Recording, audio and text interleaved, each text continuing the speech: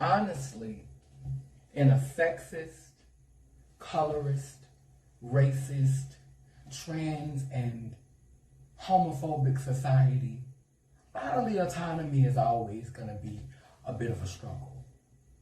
Anything not able to pass as a wealthy white man, heterosexual white man, is traditionally the subject of rigorous scrutiny.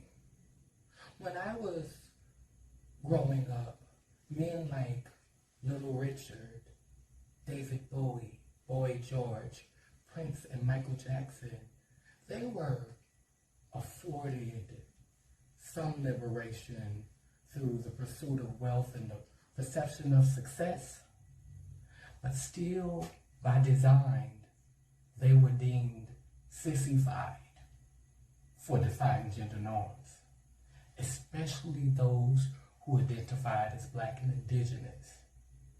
Navigating a patriarchal binary society can be a little difficult to navigate at times. We feel like we have to suppress parts of ourselves, whether it be our culture, which is often a reflection of and a celebration of our direct ancestors, or perhaps our sexuality, our sex-positive ideas, or just the basic right not to bring babies into a world that won't allow for women and Black, Indigenous, queer people to hold those most coveted offices as it regards church and state. I find it almost unfathomable that there are places that I could live in this country, like Louisiana, where I could be penalized for withholding my status, even if I'm undetectable. Don't these people know that undetectable equals untransmittable? And if I take my medication, where's my damn respect?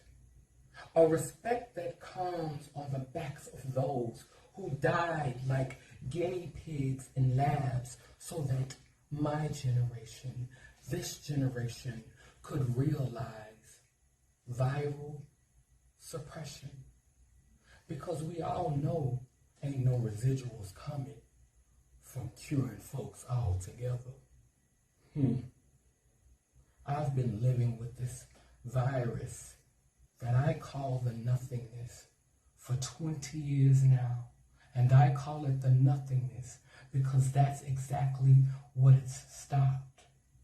And though great strides have been made in regards to medications and resources that help to maintain and manage this epidemic, the ball has been dropped in regards to the legal discourse that reflects those advancements.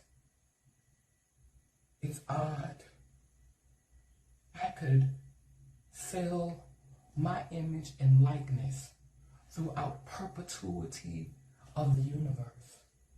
I could lay on the table and allow a random physician to operate on me. I could tell my most personal and intimate thoughts to a licensed, trained, professional stranger whose loyalties lie with a system that was designed without me in mind.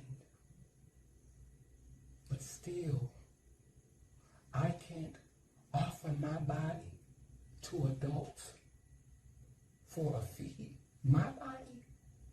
What in the 3/5 of a person?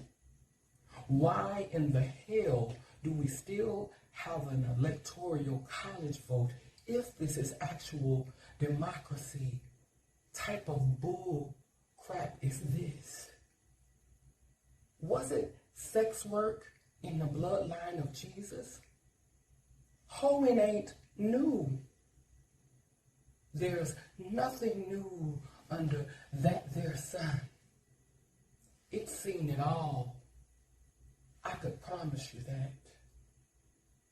Stop trying to force me to be so accommodating to a society that never even considered me. A couple of 100 years ago, a bunch of wealthy, white, allegedly straight men gathered in a room and decided to form a more perfect union for who exactly?